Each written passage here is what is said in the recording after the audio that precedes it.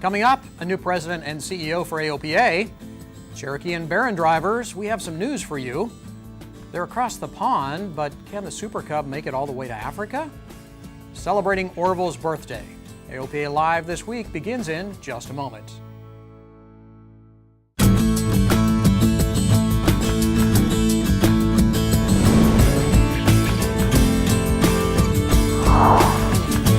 AOPA Board of Trustees has selected a new president. Hello everyone, I'm Tom Haynes and welcome to this edition of AOPA Live this week. The AOPA Board of Trustees has selected Mark Baker to succeed Craig Fuller as president and CEO. Baker will be the fifth president in AOPA's 74-year history. And why did the board select Mark Baker? I think if there's anyone more passionate about aviation, I haven't met the person. I mean, Mark has flown every kind of aircraft that I think any of our members are familiar with. He thinks that general aviation has been responsible for many of the wonderful things and successes in his life. And what he's really trying to do now is give back to everyone else and to allow them to hopefully have some of the same experiences he's enjoyed. And Baker has been involved in aviation for some 35 years. He started learning to fly in high school and bought his first airplane, a Cessna 150, in college. But running an organization as large and complex as AOPA requires a lot more than good piloting skills and a passion for aviation. And I think you've got to understand that we're two things at once at AOPA, because obviously the most important thing we do is fight for our members, take care of our mission, represent them here on Capitol Hill. But at the same time, if there's no money, there's no mission. And so we have to support that through obviously membership dues and other advertising and other revenues. But really when you get down to it, you've also got to run a $50+ million business. And I think that Mark brings the perfect blend of experience of dealing with a for-profit institution from those aspects, but also in his past, he's had a lot of experience dealing with not-for-profits as well. So I think he'll be a nice blend of the two. So I think he's sort of a man of all seasons, if you'll say. He wears a lot of different hats, but his favorite one is, I think, a baseball cap with a David Clark headset on it. You can read more about AOPA's new president on AOPA.org, and you'll meet him in person next week on AOPA Live this week. Mark Baker will take office September 6th after a formal appointment by the Board of Trustees at the annual meeting of members here in Frederick. Favorable response to the announcement from the rest of the industry. National Business Aviation Association President Ed Boland said, "We are pleased to welcome a longtime AOPA member, businessman, and pilot to this important leadership position in the general aviation community. AOPA is a vital association and a great champion for general aviation." Meanwhile, over at the National Air Transportation Association, President Tom Hendricks said, "We at NATA are excited and look forward to working with Mark as he provides a key voice in policy and advocacy for general aviation." And here's what EAA had to say. We've built a very strong collaboration with Craig Fuller over the years and look forward to working with Mark in this new role. Some of you may know Mark is an EAA member, so we already have a good understanding and relationship with Mark. We're very proud of AOPA's diligence in finding Mark to be the right person at the right time for this new assignment, and everyone at EAA is here to work collaboratively with Mark. I've known Mark for quite some time. He was a citation pilot in one of his former roles. He comes to AirVenture every year, either in his Super Cub or a Twin Beach, and we've already talked to each other about how can the two organizations collaborate and find ways to be able to work on the common issues that are so important to all of us in aviation. It's protecting our right to fly, it's about bringing people into aviation, and it's about growing the aviation industry and leaving a legacy for all of us going forward. But Craig Fuller isn't going anyplace anytime soon. He plans to stay here at AOPA as long as necessary to ensure a smooth transition. The past 5 years have been a time of great transition and change in the entire aviation industry. Under Craig's leadership, AOPA has also changed with the times. He reflected on that in a recent interview with me. Another hallmark of your time here has been collaboration. You have really had renewed collaboration with others in the aviation community. How well has that worked? Well, I think it's worked exceptionally well, and I have to say that it wouldn't happen without really a shared attitude and view among all of us in the general aviation community. I came at this from really an advocacy or public affairs point of view. I had worked in the White House, I had sat at tables, I'd listened to industry groups that were fractured and realized that if you're fractured, you have very little chance of being successful, that you're much more successful when you come together as a group, settle your differences, and move forward. And we really had very few differences. Most of the time, in fact, if we sat down and talked something through, we found out we were together. There had been some conflict with some elements of the community. The airlines were the ones that were offered up first, but you know, they brought in a new leader. He was somebody that I had worked with for many years, Nick Callio, and he came with the same attitude. This is really an aviation community. So we've all opposed new fees. We've all opposed new taxes of one kind or another that might be harmful to the community. We're all very committed to a next generation of aviation air traffic control systems, so-called next gen. And what we found is that by working together, it gave us greater strength in Congress, greater strength with the administration.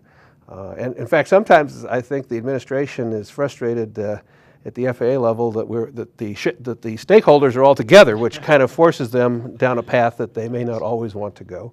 But it's been far better. You can watch the full interview on AOPAlive.org and read more about Craig's tenure on AOPA.org and in the September issue of AOPA Pilot Magazine. Another milestone of sorts this week, Orville Wright's birthday. And August 19th also happened to be National Aviation Day, which also falls on Orville's birthday, since President Franklin Roosevelt declared that first Aviation Day back in 1939. We had our own special celebration, along with a lot of good folks, down at Kitty Hawk. Here's more from executive producer Warren Morningstar. A big honor to be doing this today on National Aviation Day, and to have this facility here that, you know, would not be a possibility without the support of AOPA.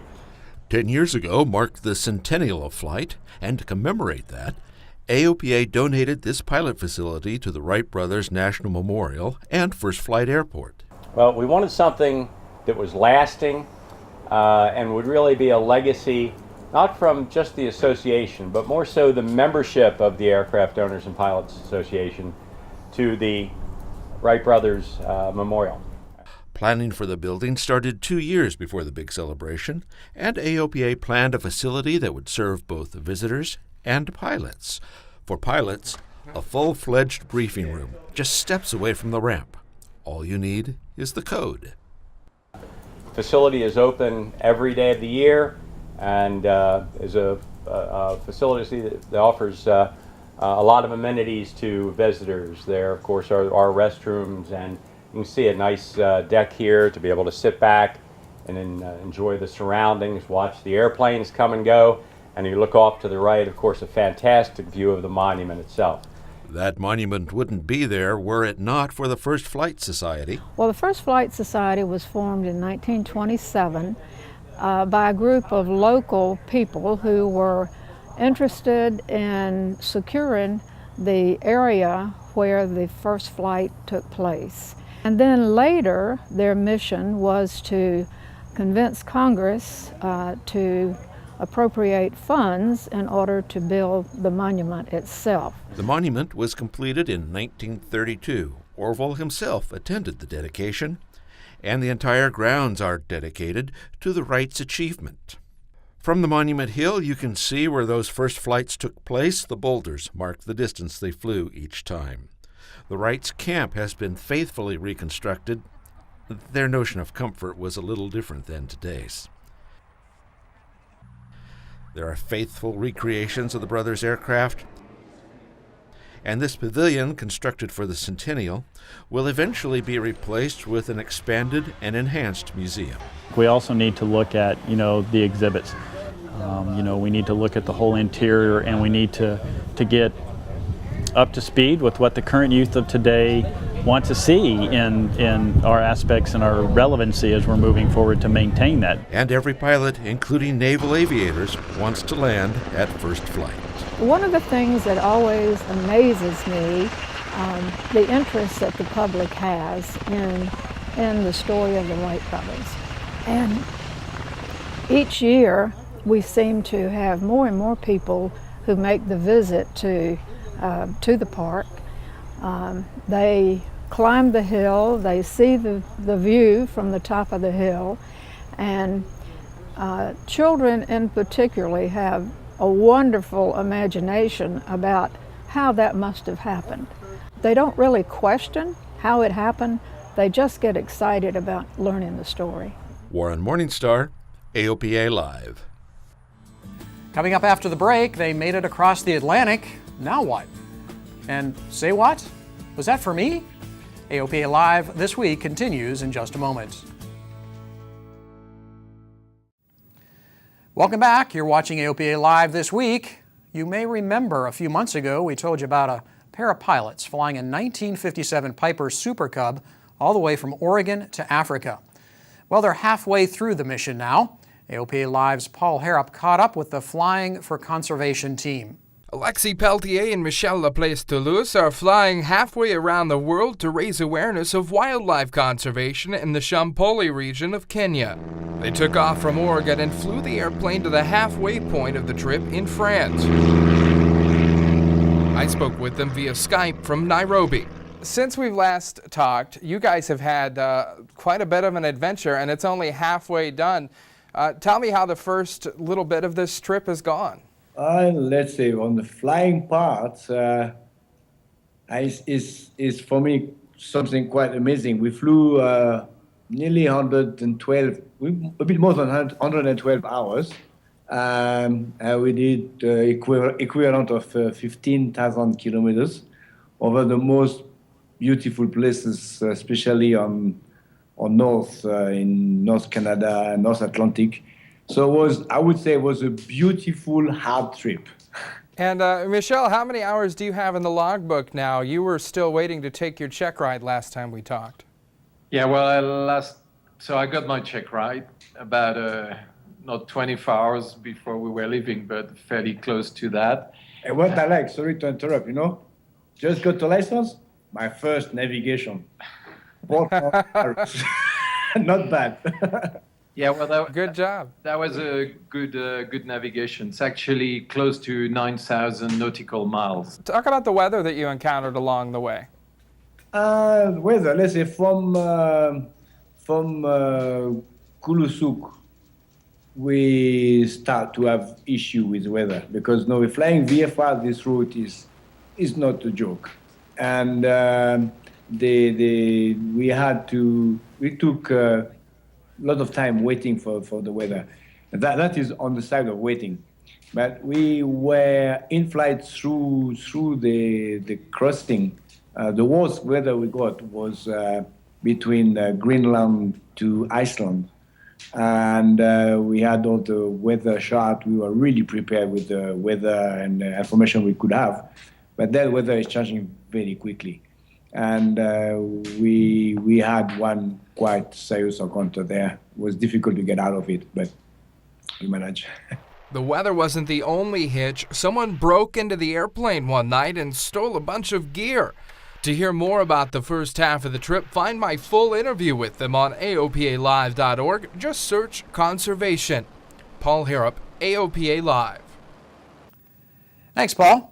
Flying across the ocean or across a mountain wilderness, if you go down, you want search and rescue to be able to find you. For decades, the standard locator beacon has been the 121.5 megahertz ELT. The Federal Communications Commission has wanted to ban those ELTs in favor of the newer, more accurate 406 megahertz boxes. AOPA has opposed that mandate, and now so has the Department of Transportation. DOT says Congress wants to allow the continued use of the older beacons and notes that the costs to retrofit the entire fleet to the new ones would be, quote, significant. If you fly a Baron, listen up. There's a new airworthiness directive for certain models for defective elevator balance weights. If a weight becomes loose or falls off, it could lead to control surface flutter, a loss of control, and a really bad day for the pilot. Some 1,300 Barons may be affected by this AD. And here's another AD for Cherokee pilots. It requires replacement of the fuel selector valve cover for certain aircraft in the PA-28 series. This is a revised AD because the problem has been found in aircraft not covered in the first airworthiness directive. You better check with your mechanic for the details on that one. And finally this week, can you hear me now? I said, oh, never mind. It probably wouldn't surprise you to learn that the majority of pilots today have lost some of their hearing for a variety of reasons, even those of us who learned to fly in Cessna 150s with no headsets. Well, here's more from Dr. Jonathan Sakier on that subject.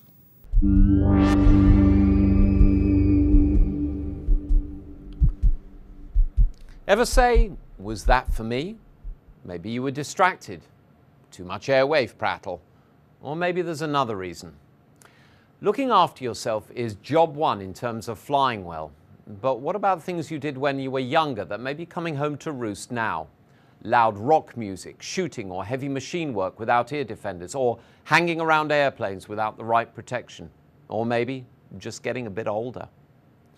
If the National Institutes of Health are correct, and they usually are, 1 in 3 people over 65 are a bit hard of hearing, rising to 1 in 2 at 75. After heart disease and arthritis, this is the most common physical problem to afflict us. And as the average age of pilots in the US of A is over 50, this should get your attention. The way that hearing works is pretty awesome. Sounds are concentrated in the pinna, your external ear, focused down the canal. They hit the eardrum, which like a drum skin vibrates. And these movements are transmitted via 3 tiny bones, the malleus or hammer, the incus or anvil, and the stapes or stirrup, which then communicate by sending oscillations into the inner ear and the coiled tubular cochlea. This is filled with loads of tiny hairs called cilia. Their movements are sensed by the auditory nerve and sent to the brain, which interprets the sound as, "Honey, will you take out the trash?" which of course you cannot hear. Anything affecting one of those elements can impair sound perception. Hearing loss is gradual, so don't discover this at your flight physical. FAA standards demand the ability to hear a conversational voice 6 feet behind your back. If you keep missing ATC calls or need to say, "I'm sorry, can you repeat that?" you may have a problem. I recommend checking your hearing regularly, maybe with an online test, and yes, there's an app for that. When we are young, hearing is better, but the range of frequencies one can detect diminishes with age. Drinking alcohol during pregnancy or defective genes can cause deafness in kids, but most hearing loss is due to presbycusis, the $100 word doctors use for the hearing loss occurring with aging. Noise damage is cumulative and is a function of volume measured in decibels and time. The alphabet soup groups like OSHA and EPA recommend various noise exposure tables. For instance, a jet engine at 100 feet produces 140 decibels. But personal responsibility, awareness, and ear protection should be employed liberally, whether in your personal life, at the airport, or when airborne. Please also protect your passengers' and pets' ears with suitable devices. Other things can cause deafness: wax in the ear, infections, certain drugs, and so on. If this problem arises, see your doctor soon and get tested.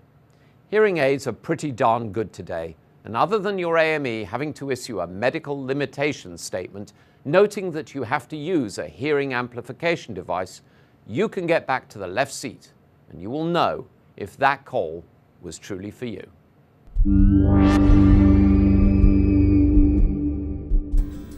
And that does it for this week. We're so pleased you joined us.